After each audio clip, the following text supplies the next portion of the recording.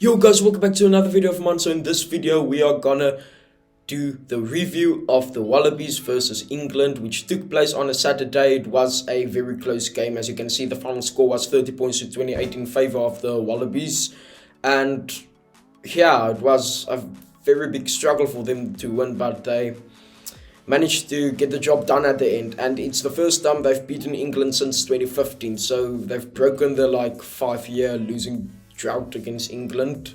And yeah, that must be a good experience for them. Nice experience, because there's such a big rivalry between the Wallabies and England that dates back from in the beginning before Adam and Eve. Anyway, so let's take a look at what happened. Oh, before we get into the action, please make sure you like and subscribe to the channel if you're new, and also hit that bell notification so that you don't miss out on the next video. So yeah, let's get into the action. What happened, boy? Well, son, this happened. England started off brilliantly with two penalties that Farrell kicked over. So 3-0 to England, which turned into 6-0 for England, as they had two penalties that they kicked over. After that, the Wallabies slowly but surely managed to work their way back into the game, because Lolosio also, he had a brilliant game off the boot. He kicked a penalty for them, which made the score 6-3. But then he kicked another penalty, and it was 6-all. Wow, amazing.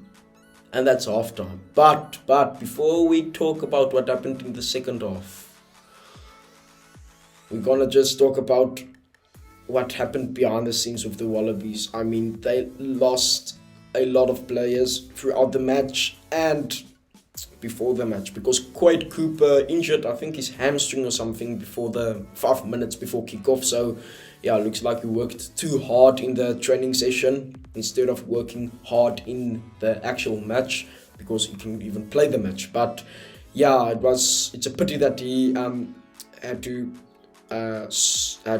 not play in the match, because he's such a good player and he plays such a key role in the Wallabies attack. Like against the Springboks last year, he was just one of those figures in the Wallabies side that just destroyed the Springboks. And yeah, pity for him that he couldn't play. Yeah, what happened in the first half was that the Wallabies also lost a few players. Tom Banks suffered from a broken arm, because he tried to, off the kickoff, he tried to tap the ball back to the Wallaby side, and then he just fell on his arm, so it's a broken arm. And then also one of the Wallabies props injured himself, so yeah, too bad. Why do they keep losing all these players and important players? But anyway, so there was a red card in the first half of the Wallabies, because I think, what is his name again? Darcy Swain. He bumped his head into England player's head, but the English player actually pulled Darcy Swain's hair before Darcy Swain bumped him in his head. And I think that's not fair, because he only had a yellow card while Darcy Swain had a red card. That's not fair. You can't pull a guy on his hair either. So it's just, yeah, that was unfair. But anyway, so the Wallabies, actually, it's amazing that they managed to win while they had a red card and so many injured players.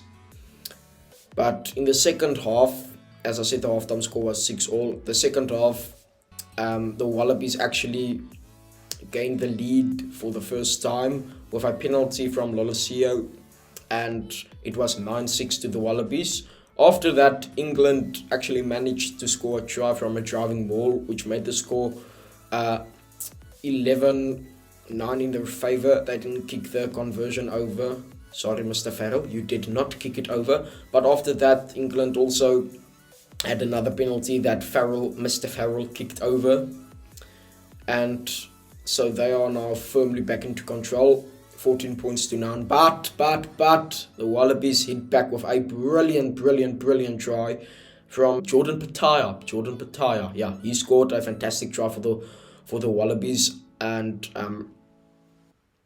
it was a nice build up to the try. They had some lovely quick hands, which led to his try. After that, the conversion obviously was over, because Lolosio, I never see him kicking miss. After that, they scored again through a driving maul, this time from Fahinga, who came onto the field. So the score was 16-14, and then when Fahinga scored, the score changed. So the score now was 23-14. And after that, the Wallabies scored again through a lovely try from Pete Samo, a lovely flanker. He's a fantastic player. He came off the bench and scored a lovely try where he did a little bit of a sidestep and managed to break the defensive line. So the score now was 30 points to 14, because obviously Mr. Lolesio never misses, from what I've seen. But anyway, it was so terrible in the last minute because they allowed 2 tries for England. I'm not sure what the name is of the number 23, I think, who scored for England that second last try, but he just managed to bump everybody out of his way, and it doesn't look that big. So the Wallabies really have to work on their defense. They also allowed England too much to get over the game line, and yeah, so it's not good defensively from the Wallabies. They have to improve their defense for the second test, which will take place this Saturday. It's now Thursday, so sorry this video is a little bit late, but here it is now. So the day after tomorrow, they're going to play the second test. And yeah, that was terrible defense from the Wallabies, seriously. I think, yeah, that was Mr. Farrell kicked that kick over, so the score was 30 points to 21, and then Lolesio actually received a yellow card after that try because he deliberately knocked the ball on, and England scored again through the scrum off. A lovely dummy from him, and he ran a beautiful line to the try line. It was very close to the try line, but it was a lovely dummy and a super line that he ran, and a kick was over again. But it was too late. The Wallabies won the game 30 points to 28. It's just amazing. I think Dave Rennie really makes the Wallabies want to work harder to win the games, because under Michael Cheika, they would just, like, let's say, be collapsed if they have a red card or a few players injured and not win the game. But the character in this team is just unbelievable. To lose like 4 starting players and a red card received to you in the first half, it's just, bruh, I don't think even the Springboks would win a game in that way, even though I'm a South African and I'm a Springboks supporter. But yeah, it's just unbelievable character shown by the Wallabies. Congrats to them for the win. It was just, they were outstanding overall. Yeah, so the game was obviously played in Perth. Not the best home ground for the Wallabies. The best home ground is obviously in Brisbane at Suncorp Stadium, but they managed to win the game in Perth. So you guys let me know your thoughts in the comments down below, and I'll see you again soon. Cheers.